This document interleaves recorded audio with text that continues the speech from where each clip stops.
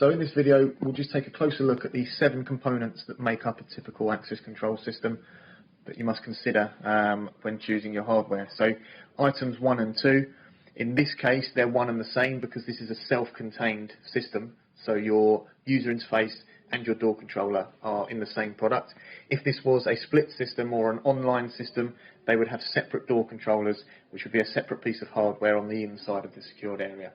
But in this case, this keypad is just a self-contained access control keypad. So items 1 and 2. Item 3, your locking device. There are many common forms of locking device. Mag locks and electric releases are 2 of the most popular. There are many others, including things like the electronic night latches and electronic multi-point locks as well. And we'll cover these in more detail in other blogs.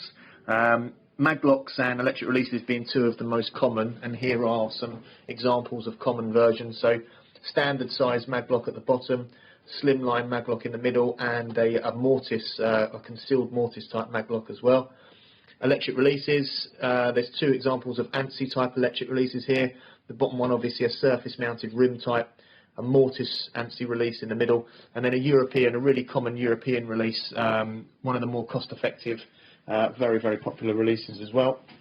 So item 3, locking device. Item 4, the request to exit. Many different types of request to exit switch. This one's just a really basic request to exit button. There's all different shapes and sizes, so there's narrow style for mullion mounted request to exit. All momentary switches, of course.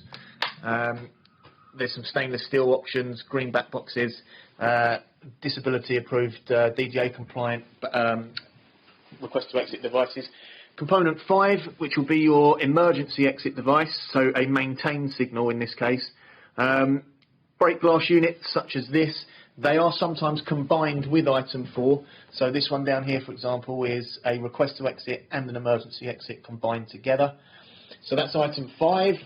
Item 6 is the power supply. So on the top of this board here, we've got an example of a boxed power supply. So this would be connected to your mains voltage and would step that voltage down to, in this case, 12 volts, because all of the components on this board operate on 12 volts. And also it would rectify the current to DC. So it's a 12 volt DC power supply unit, this one. We stock a range of power supplies also, so part 6 there. And part 7 would be your credential. So in this case, a credential would be a code for a keypad. However, if it was a proximity reader keypad also, your credential would be whatever you present to identify yourself, the fob, the card, a fingerprint in the case of a fingerprint scanner, that sort of thing. So those are the 7 parts to consider when specifying the hardware for an access control system, and we're going to show you what these may look like on an example door also in this video.